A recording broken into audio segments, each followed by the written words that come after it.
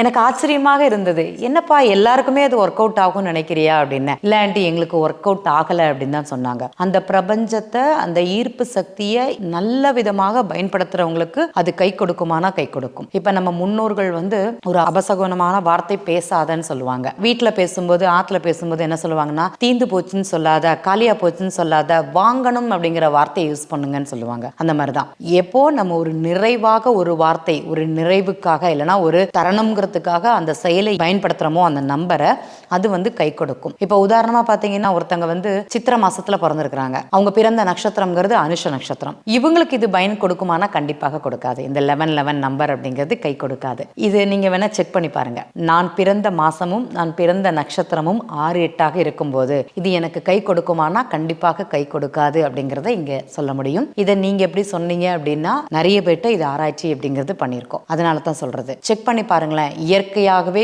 நடக்கக்கூடிய நிகழ்வுகள் இந்த 2 கிரகங்களும் நல்லா இல்லாத பட்சத்துல அது ஒத்துழைக்குமா அப்படின்னா அது ஒத்துழைக்காது.